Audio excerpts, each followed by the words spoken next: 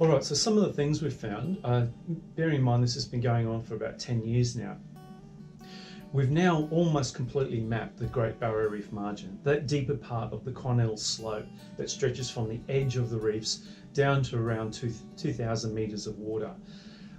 There's still a bit of work to be done up in the Cape York area, but ultimately we've just discovered well over 100 canyons. Last year we were on a large German research ship, the RV Sonne, and we were putting high definition cameras down into these canyons. It was a real surprise what we found down there. In fact, there are lots of eels. So these are called grey cutthroat eels, and lots of sea cucumbers. And they're basically just sitting there waiting for food to be advected off the shelf with the tides, down these canyons, and they're scavengers, basically just eating whatever drops down to 1,000 metres. But down there it's cold and dark, but there's plenty of life. In the deep reefs up on the Great Barrier Reef shelf, remember these are deeper than what you can scuba dive to. This is a fascinating area too. So it's too deep for zooxanthellate corals to survive in, and what you find down there are lots of soft corals.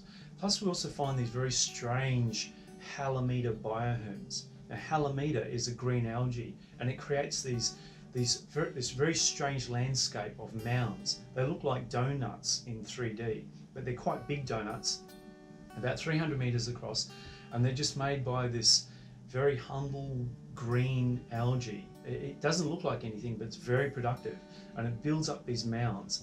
We call them, it's almost like an unexplored deep Great Barrier Reef landscape. So we're putting more effort into trying to understand these bioherms, which is the technical term for deep reef structures that are not actually made of coral. People may be very surprised to learn that sea level has been going up and down for thousands of years. And in fact, during the last ice age, about 20,000 years ago, sea level was about 100 metres lower than what it presently is, which means that the Great Barrier Reef was fully exposed to the air, and Aboriginals would have roamed across this landscape, and they would have looked at these ancient coral reefs as just limestone hills, which would have been covered with gum trees and kangaroos jumping around. But since the last ice age, sea level has risen that 100 metres. It's now where it currently is, and most of that landscape is now underwater.